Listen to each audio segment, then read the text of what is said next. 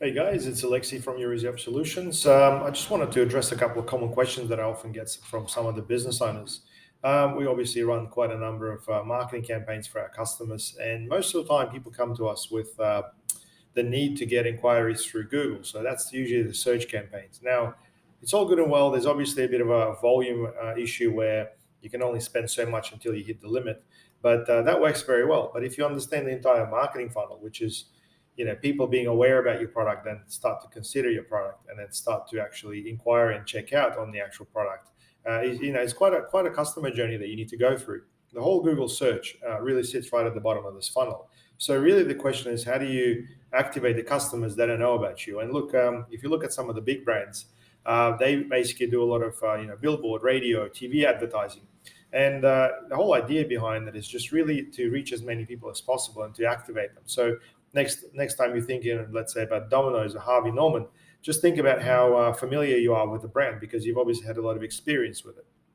So the whole idea about interacting with the brand before the actual transaction is really the key. So if you're doing anything to do with a B2C, so business to customer, you really need to understand as to how people would search for you beforehand, or where would you place your ad before them actually coming to you in the first place.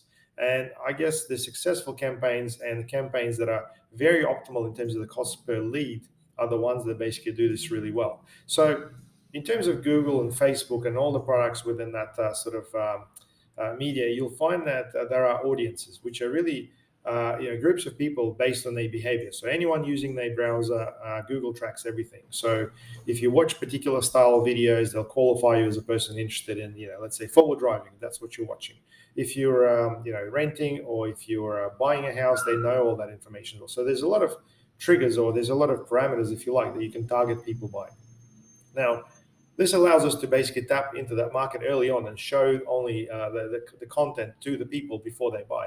And this content is typically YouTube videos, banner ads, and then basically remarketing ads across all the channels to basically stalk you all the way.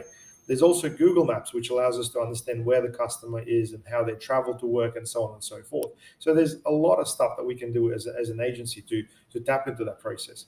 Now, this is business to consumer. And typically, you need to see that probably about 10 to 20% of your market needs to be spent on awareness if you really want to drive a larger number of leads through this funnel of yours. So if you're spending, let's say, $10,000 or so, you should be looking into spending an additional, 1,000 or two if you really want to enhance this process. Now, this whole process takes a little bit of time. It's not like it's instant, unless you obviously come up with some sort of a killer offer, which can really sort of, start the whole thing. But I'd say 2 to 3 months is what it takes in order to get this thing started. Majority of brands will market for much longer, and this will allow us to potentially increase those streams. What you'll find in the meantime, just to confirm all that there's going to be over a lot more traffic coming to the website, and typically it's direct. People typing you in and hitting straight to the website, so they're not basically going to buy anything else. They just come to your website directly. So direct traffic just goes through the roof. You'll also find that YouTube videos get quite a lot of engagement. However, the YouTube videos do not really generate the sales straight away. They help the customer understand your brand. And if you're looking for a really quick way to sort of get into this, make sure you put in your key message into the first 5 seconds of the video, whether it's the brand or the promise. Because the way YouTube works, one of the most common ways you'll see the ad is called True View, which means that they'll show you 5 seconds of the ad. And if you choose to hit the skip button after that as a consumer, the business doesn't pay for the rest. I think it's really a win-win in that case. So you put in the key message in the first 5 seconds. Let's say it's a 30-second video, and people are like, no, I don't want to watch this anymore. They kill it. It doesn't cost you anything, but it creates a lot of awareness. If they watch it, then they'll charge you based on how much video is actually being watched. So really cool stuff. The video content itself is probably the biggest issue, and that's something which is a completely different conversation. Now, the B2b market, on the other hand, you'll find that with a lot of businesses, once you set up all the Google stuff, all the inquiries, it's all inbound marketing. So it's basically people coming to you, and it's all good and well when it's working, but when it doesn't, you have salespeople sitting around and doing nothing. So this is probably the worst nightmare for any manager or business owner. And really, it's just all about realizing that your marketing should be more than just inbound marketing. There's really 3 ways you're going to market your business. There's inbound marketing, there is outbound marketing, which is cold calling, sending out letters, and so on. And there's also networking or partnering, if you like. So if you basically go with all these three avenues, you should definitely keep your team very busy in terms of the number of opportunities you've got. Now, with the partnering side of things, it doesn't always have to be face to face, although there are heaps of interesting organizations like Chamber of Commerce, there's BNI, there is all sorts of little get-togethers like Toastmasters, for example. There's also LinkedIn. LinkedIn is huge, and LinkedIn is something that unfortunately can't be automated. Like if you're doing LinkedIn marketing, you have to make sure that you follow through. The idea is really connect with the people that you're after, try to go into that conversation mode, and see if you can start that. So, for example, if I wanted to work with lawyers, for example, I'm looking for a win-win scenario to connect with those lawyers, first of all, to make sure that I can first educate them about who I am and what I do, and then potentially present them with a piece of content later down in time in order to be able to get them online. Where this doesn't work is where people send a message straight away and say, hey, mate, let's do business, or I do this, come to this workshop. It's all about timing and the customer journey. Any person's inquiring isn't really keen to do anything specifically right now. They want something soon, but they're basically being very selective with their process. Look, don't get me wrong. Some processes are simpler than others. If someone's got, let's say, a burst pipe and they're looking for a plumber, they'll call and they'll make a decision. But if someone's looking to buy a computer or a new TV or something like that, they'll take their sweet time. Which means that if you're only hoping for one or two clicks to achieve that purpose for them to buy, you're really wasting money. I think you really need to understand the whole length of the process and also understand who your competitors are. How do you sort of stack up with them?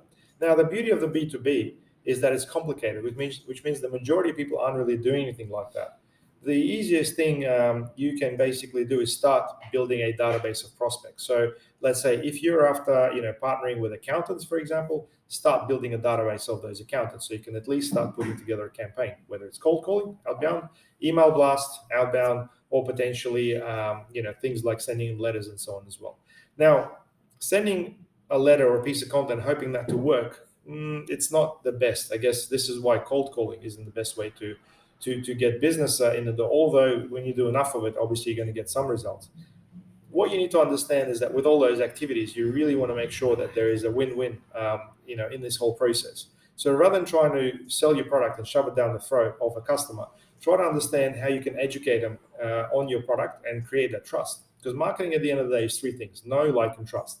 So if you understand that little principle and you're able to work with that to achieve the ultimate outcome for you as well as a prospect in the B2b market, you should do really, really well. But make sure you understand the whole inbound, outbound, and the whole partnering side of things in order to have your marketing working the best for you. If you got any questions, drop them below. I mean, I hear this stuff all the time. And look, you can run Google marketing really, really well and not have to worry about anything like that. Because when people are looking for you, they've already done a lot of the homework. So great. But once your competitors jump on the whole thing, things getting a little bit more complicated, policies change, your ads get disapproved, or the market turns like with COVID and you end up with nothing. Like the whole thing can really happen. So putting all the eggs in one basket when it comes to search marketing doesn't serve you any favors. So make sure you understand that. And if you are looking to sort of do things different or scale things, make sure that you invest in all of those three avenues of the marketing. Anyway, if you got any questions, let me know. Otherwise, like the video and hit me up if you got any questions.